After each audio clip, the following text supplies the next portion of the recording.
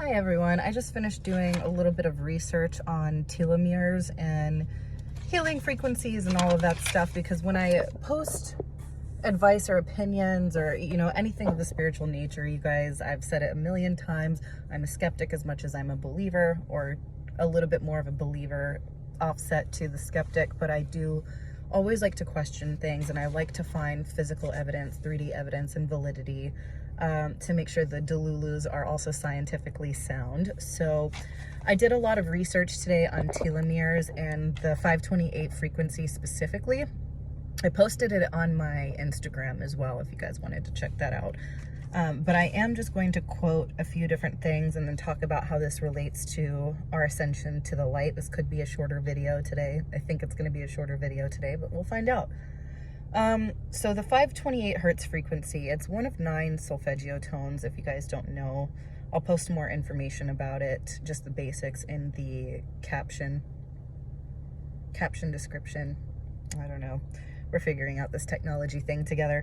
One study tested effects of sound wave on synthesis of nucleic acids in chrysanthemums.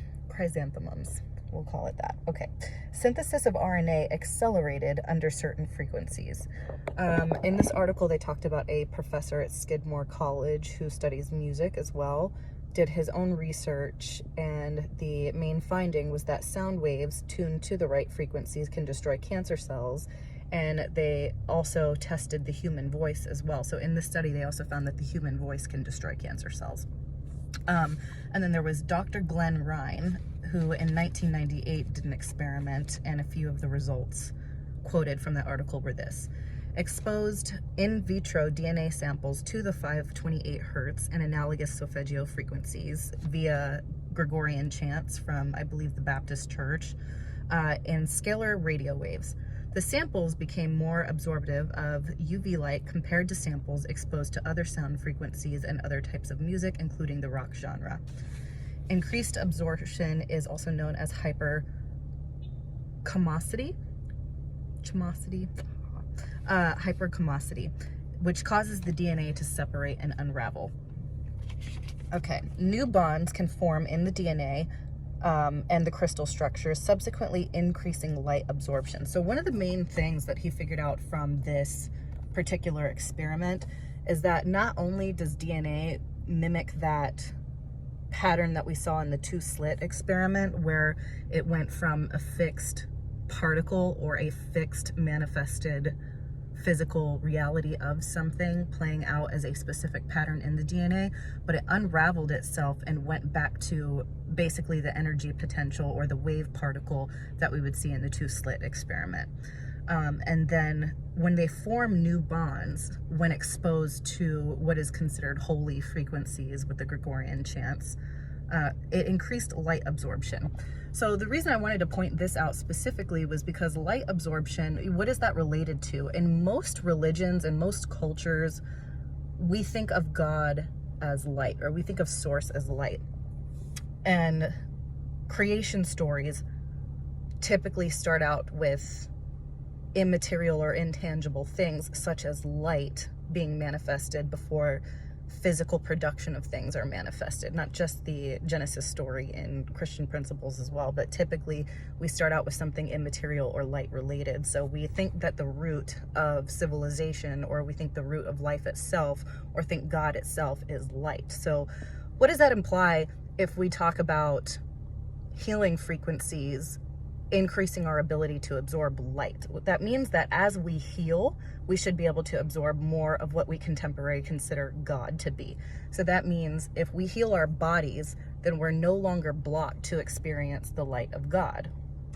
And this means that a lot of the frequencies, whether it's frequency of light, sound, whatever, in this particular case it's sound, but that would back up the conspiracy theory that a lot of people are saying, or that's getting more popularized now, of the fact that a lot of our world systems, or the things that we're exposed to in the world, is actually messing up our body. There was some work I did on the telomeres as well. So with thought patterns, a lot of what I wrote down, and again, I posted this on my Instagram. I probably will post a short with the written information so you guys can screenshot it or stop or pause the short, whatever, to read it.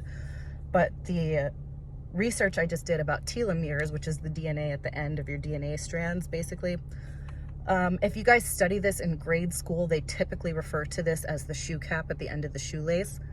So what happens with that is they are shorter and much more damaged the more stress you have in your life. So it's not necessarily related to aging. It's that aging is related to the destruction of those telomeres, or aging itself is a little bit more related to your lifestyle than the natural maturation of life. So a lot of this research suggests that it's supposed to happen a lot slower than it does, and that we're supposed to be living a lot longer than we do.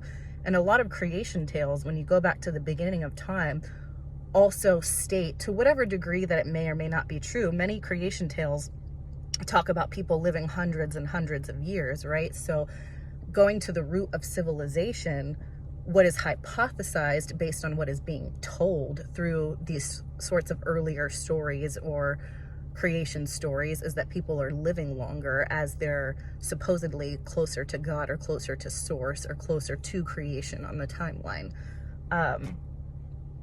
And a lot of what I was researching had a lot to do with how thoughts and your lifestyle destroys those telomeres. Essentially, everything holding up your DNA. Everything comes down to DNA. Again, I'll break this down. The telomeres I'll break down a little bit more in another video. I just really wanted to concentrate on the 528 hertz in this one. But I am going to post a short with all of the information that I wrote down for you guys to look at and see, with the article names and websites on them too, if you want to go directly to the article instead of just read my handwriting.